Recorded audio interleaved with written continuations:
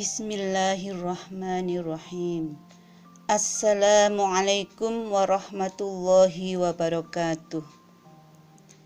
Ibu-ibu yang dirahmati Allah Subhanahu wa ta'ala, alhamdulillah pada hari ini kita masih dapat diberi kesempatan untuk melanjutkan tadabbur Al-Quran surat Al-Fatihah ayat yang ke-6, yaitu A'udzu billahi minasyaitonir rajim.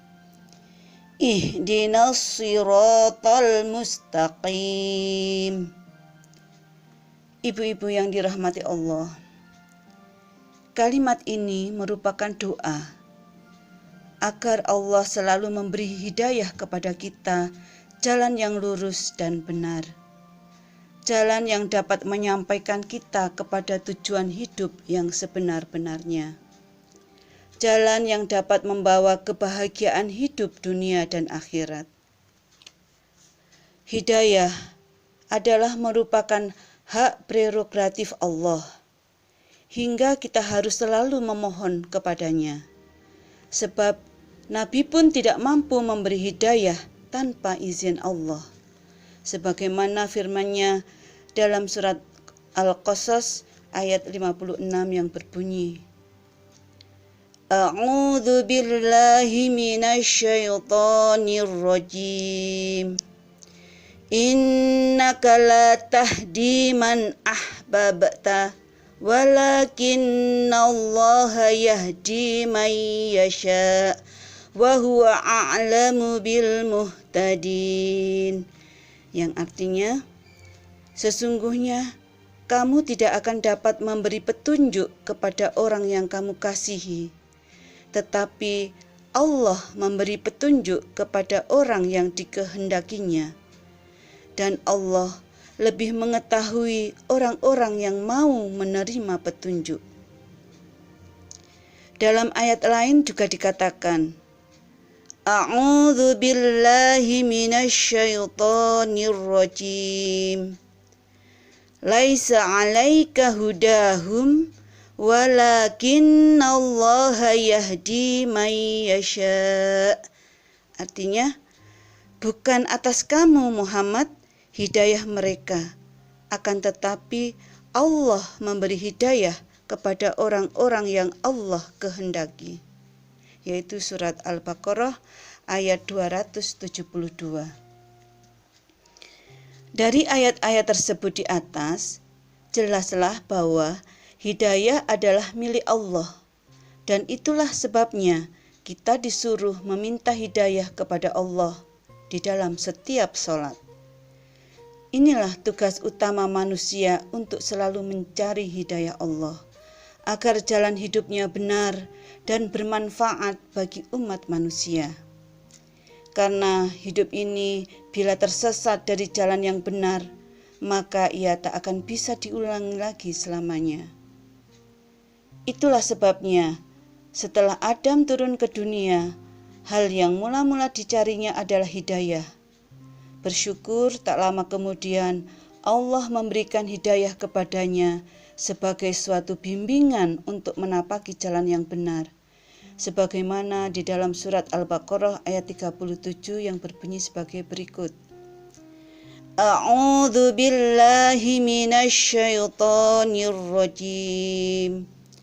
Fatalaqqa Adamu min rabbih kalimatin fataba 'alaihi innahu huwat tawwabur rahim.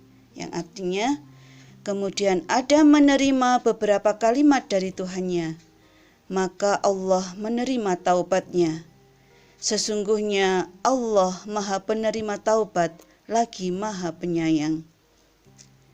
Jadi, tugas hidup manusia yang utama dan mula-mula yang dicontohkan oleh nenek moyang kita Adam alaihissalam adalah mencari hidayah. Dikisahkan, tidak terlalu sulit bagi Adam untuk menggapai hidayah tersebut, karena hanya ialah satu-satunya makhluk yang ada di bumi ini, sehingga hanya dialah yang terpilih, yaitu Al-Mustafa, untuk menerima hidayah Allah. sebagaimana dikisahkan dalam surat Toha ayat 23 yang berbunyi sebagai berikut. A'udzu billahi minasy syaithanir rajim.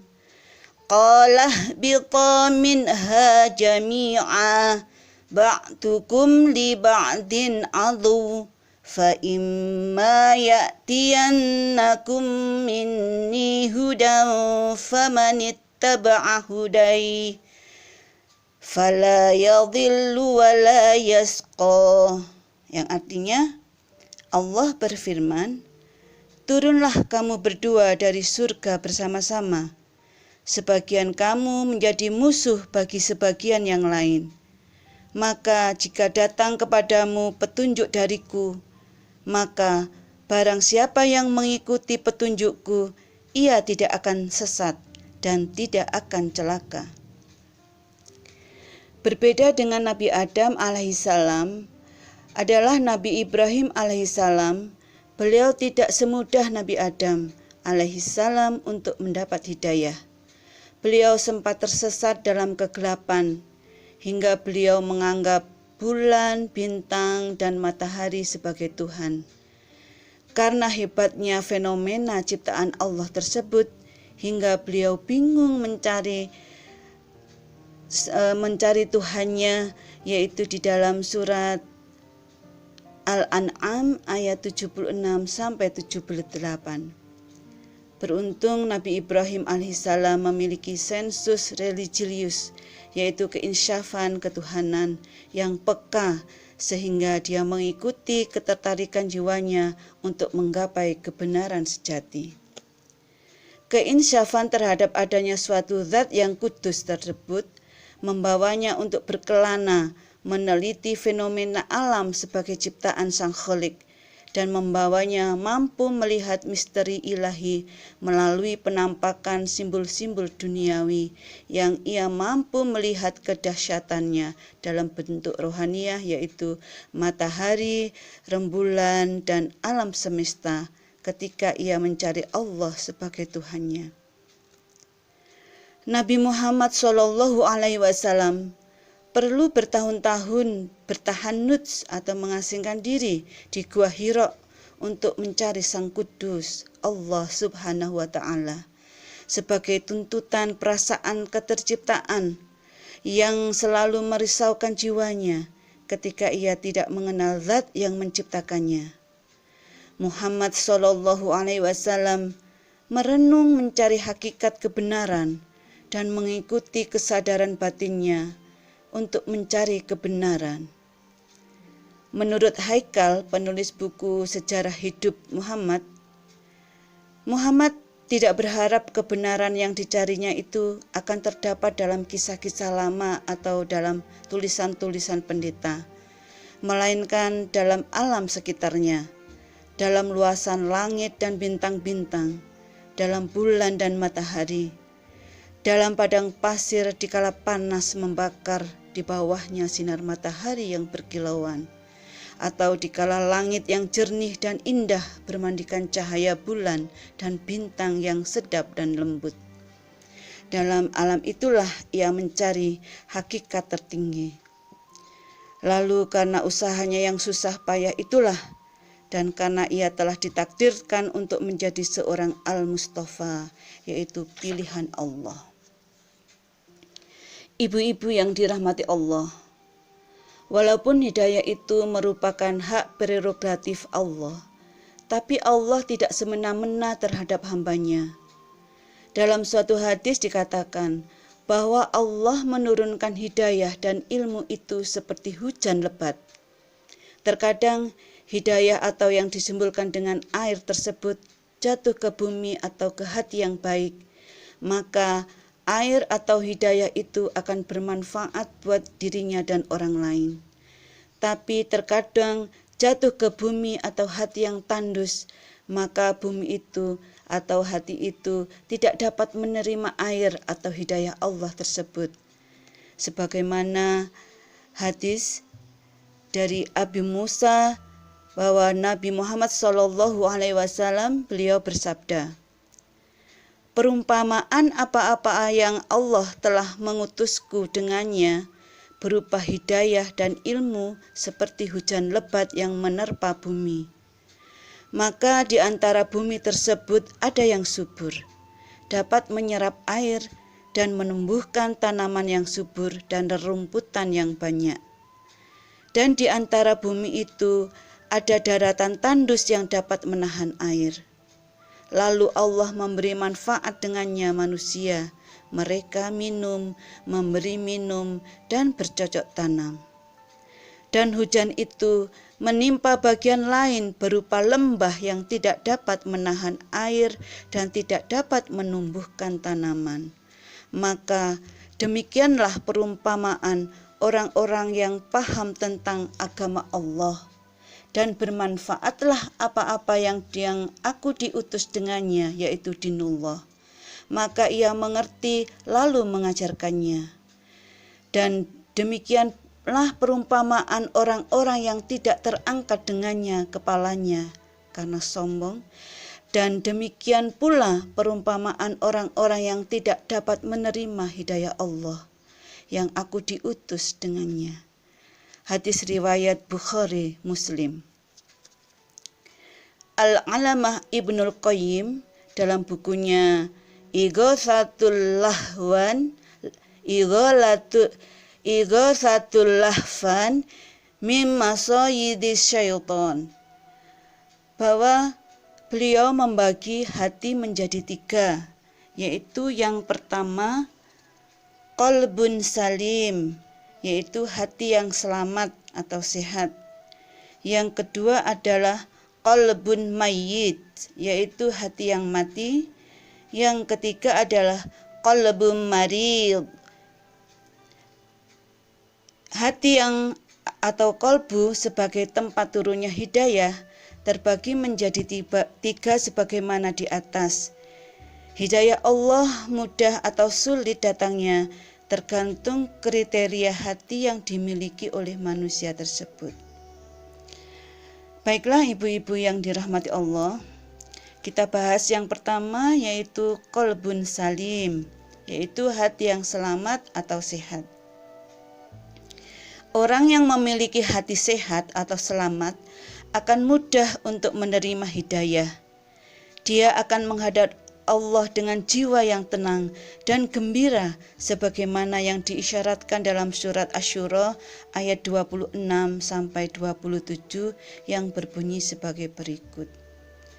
A'udzu billahi minasy syaithanir rajim. Yauma la yanfa'u malun wala banun illa man atallaha biqalbin salim.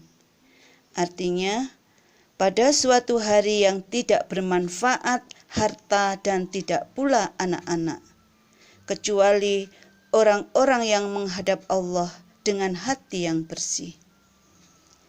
Orang yang memiliki hati yang sehat adalah orang yang selamat dari menyekutukan Allah, baik secara keyakinan, ibadah, tujuan hidup maupun ketaatan dan kecintaan, hingga ia beramal semata-mata karena Allah. Dan jika ia mencintai, maka ia cinta karena Allah. Ia benci karena ia benci karena Allah. Dan jika ia memberi, maka ia memberi karena Allah. Sebagaimana Ibnul Qayyim Al-Jauzi menerangkan sebagai berikut. Maka sesungguhnya hati itu bagaikan cermin dan hawa nafsu bagaikan karat. Apabila cermin itu bersih dari karat, maka akan tampak padanya gambar atau rupa sebenarnya setiap kali ia di depannya. Dan apabila cermin itu berkarat, maka tidak jelaslah padanya gambar-gambar pengetahuan. Maka jadilah ilmu dan ucapannya selalu dalam ketamaan dan prasangka. Hati ini jika bersih dari dosa-dosa dan selalu bertaubat, maka timbullah kekuatannya untuk melakukan kebaikan, dan hidayah mudah ditangkapnya. Dengan hati yang bersih dan sehat akan terasa manisnya iman dan kelezatannya, yang akan menimbulkan cahaya hati atau nurul qalbi. Taubat dan tazkiyatul qalbi, yaitu pensucian hati, dapat menimbulkan kekuatan, keteguhan, dan keberanian dalam menjalani di jalan Allah. Sebab setan menjauh darinya, sebagaimana asar sahabat yang berbunyi, sesungguhnya orang yang menentang hawa nafsunya, maka setan akan berpisah dari naungannya. Maka jika hati telah bersih dan selamat dari dosa-dosa, maka akan muncullah rahasia-rahasia suci, yaitu sofa al-ashror, yang akan membimbing manusia ke jalan yang lurus. Sedangkan dosa dan kefasikan bagaikan kayu bakar yang menyalakan api kemaksiatan kepada Allah hingga jauh dari hidayah Allah.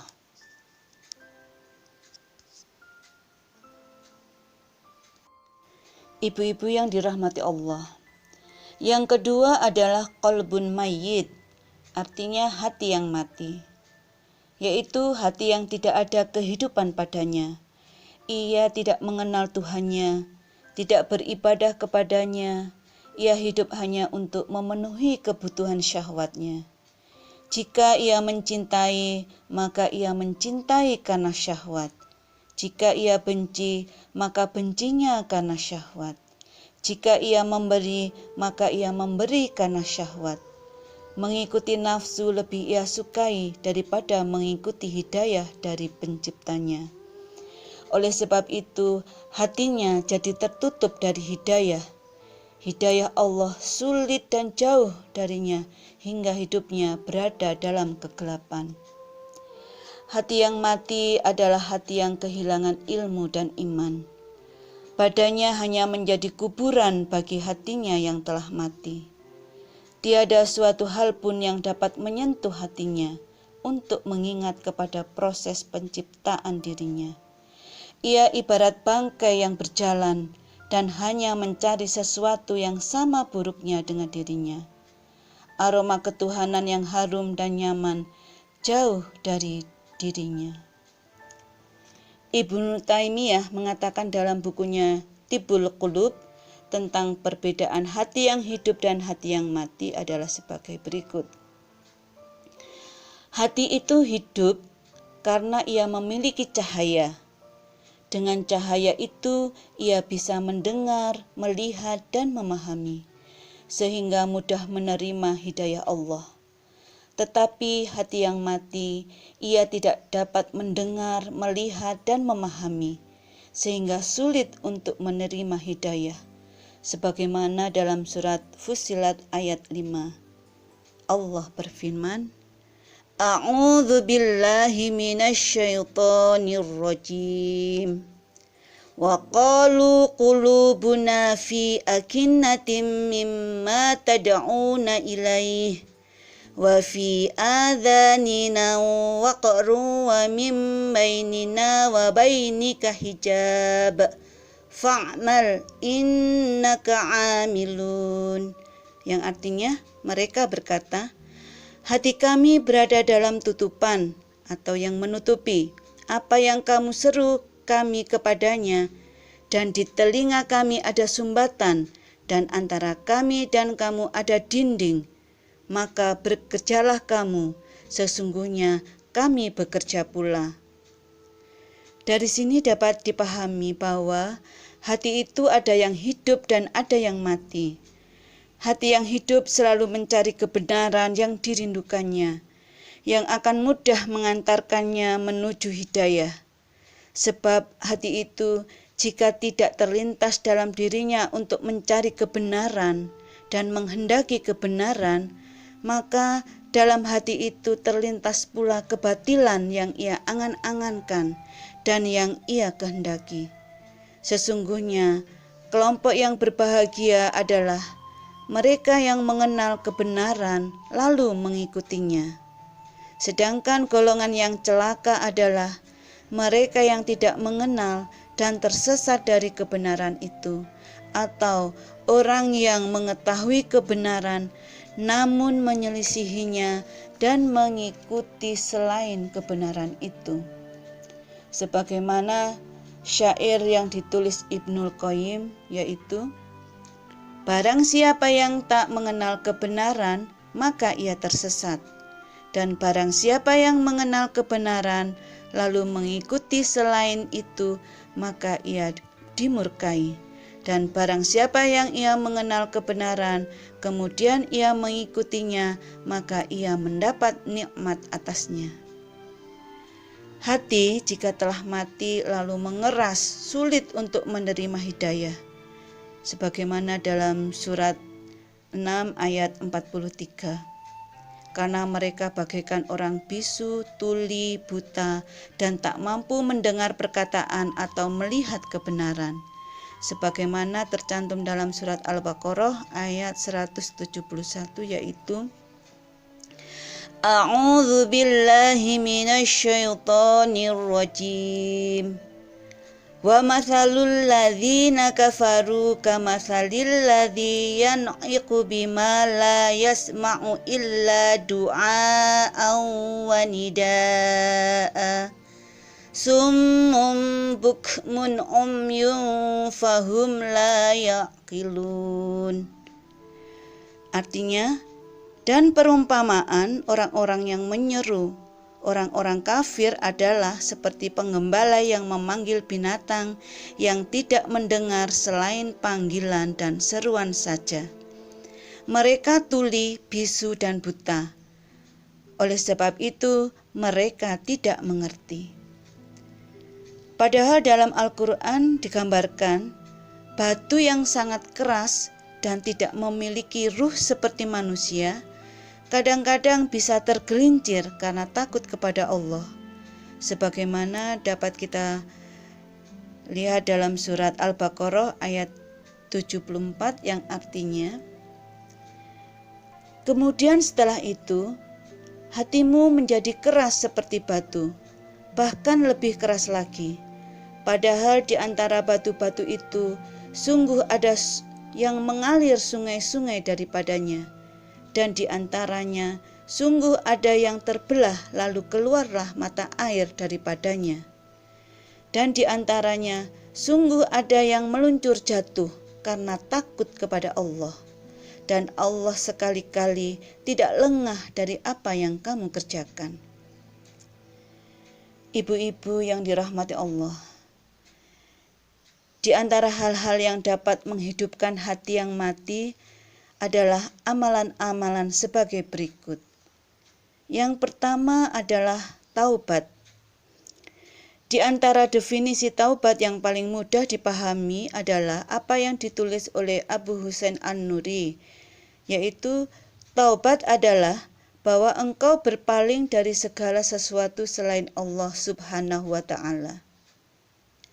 Dengan bertaubat kita berazam untuk memantapkan langkah kaki kita hanya menuju jalan Allah yang lempang dan meninggalkan hidup dalam kegelapan yang gamang dan menyesatkan.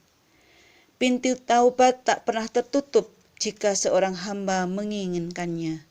Walaupun bagi orang yang telah membunuh 99 jiwa yang kemudian melengkapinya menjadi 100 jiwa, atau seorang musyrik seperti Umar bin Khattab yang telah membunuh anak-anak perempuannya, atau seperti Nabi Adam alaihissalam yang mengkhianati perjanjiannya dengan Allah, atau seperti Nabi Yunus yang lari dari tugas dakwah karena merasa dihinakan oleh kaumnya. Oleh karena itu, Allah menghimbau hambanya untuk selalu bertaubat sebagaimana yang terdapat dalam surat At-Tahrim yang artinya, hai orang-orang yang beriman, bertobatlah kepada Allah dengan tobat yang semurni-murninya. Mudah-mudahan Tuhan kamu akan menghapus kesalahan-kesalahanmu dan memasukkan kamu ke dalam surga yang mengalir di bawahnya sungai-sungai.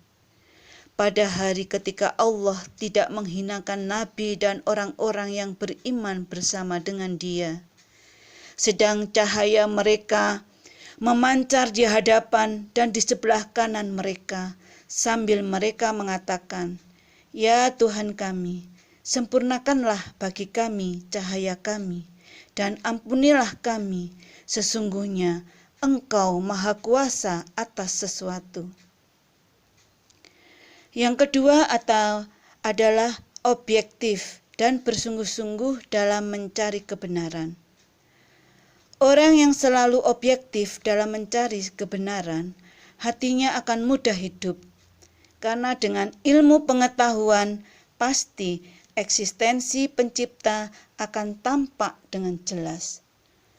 Dengan imajinasi intelektual yang tajam, kebenaran yang terdapat dalam wujud alam semesta ini tidak akan tertutupi. Manusia dapat mengenal Tuhan dengan teori-teori ilmiah dalam alam semesta ini. Dapat pula mengenal Tuhan melalui sejarah peradaban setiap bangsa yang telah diutus rasul-rasul kepadanya sebagai suatu realitas peradaban manusia yang tidak bisa dipungkiri.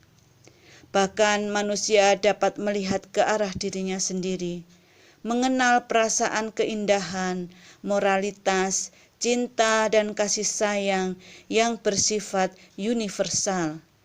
Dan tak mungkin tiada suatu zat yang menanamkan perasaan tersebut di dalam dirinya. Dengan adanya keinginan untuk mencari kebenaran objektif, maka akan timbullah raghbah, yaitu kecenderungan kepada irfan islami, hidayah atau petunjuk yang Islam, yang pada dasarnya melekat pada seluruh ruh manusia, sebagaimana dalam surat Al-A'raf ayat 72. Bahkan juga di dalam surat 29 ayat 69 yang artinya, "Barang siapa yang bersungguh-sungguh mencarinya, maka Allah akan memberi hidayah bermacam jalan menuju kepadanya." Yang ketiga adalah qalbun marid, yaitu hati yang sakit. Yang dimaksud dengan hati yang sakit adalah hati yang berpaling dari Allah, yang disebabkan kebodohan, keraguan-raguan terhadap yang gaib, dan karena selalu mengikuti hawa nafsu. Hati tersebut karena sakit, tidak punya kekuatan untuk menolak syahwat dan keraguan-raguan, sehingga kadang-kadang ia kalah dan terpengaruh. Termasuk orang-orang yang hatinya sakit adalah orang-orang yang munafik. Sebagaimana firman Allah, di dalam hati mereka ada penyakit, lalu Allah menambah bagi mereka sakitnya. Yaitu surat Al-Baqarah ayat 10. Demikian pula dalam surat Al-Ahzab ayat 60.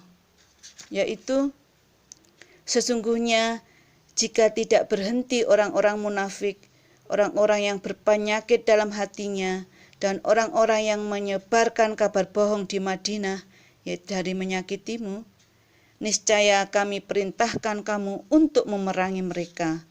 Kemudian mereka tidak menjadi tetanggamu di Madinah, melainkan dalam waktu yang sebentar.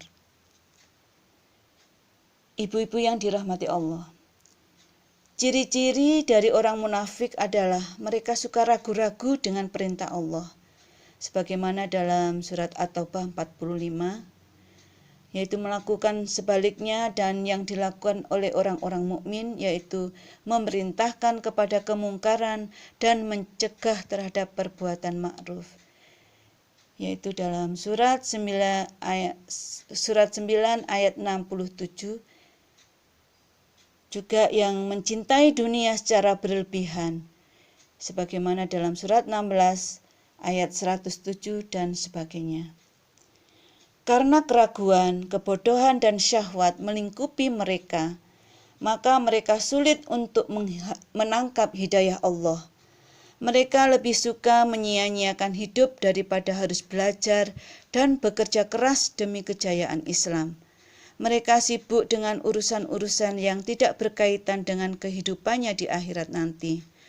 Walaupun mereka bersama orang-orang mukmin, tapi hati dan tindakan mereka jauh dari hati dan tindakan orang-orang mukmin yang lurus, hingga di akhir kelak mereka terheran-heran karena tidak memiliki cahaya sebagaimana cahaya yang dimiliki oleh orang-orang mukmin sejati. Sebagaimana dapat kita perhatikan dalam surat Al-Hadid ayat 13 yang artinya, pada hari ketika orang-orang munafik laki-laki dan perempuan berkata kepada orang-orang yang beriman, "Tunggulah kami, supaya kami dapat mengambil sebagian dari cahayamu." Dikatakan kepada mereka, "Kembalilah kamu ke belakang dan carilah sendiri cahaya untukmu." Lalu diadakan di antara mereka dinding yang mempunyai pintu. Di sebelah dalamnya ada rahmat, dan di sebelah luarnya ada siksa.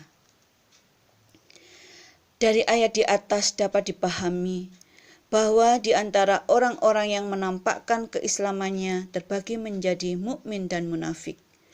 Terkadang juga penyakit kemunafikan atau kekufuran diderita juga oleh orang-orang yang beriman, sebagaimana Rasulullah pernah bersabda kepada Abu Dzar, "Sesungguhnya engkau adalah orang yang masih terdapat sifat jahiliyah." Hadis riwayat Bukhari. Padahal Abu Dzar adalah termasuk sahabat yang paling benar keimanannya. Bahkan Ibnu Abu Malikah berkata, "Saya mengetahui 30 di antara sahabat Nabi SAW takut terkena penyakit nifak pada diri mereka."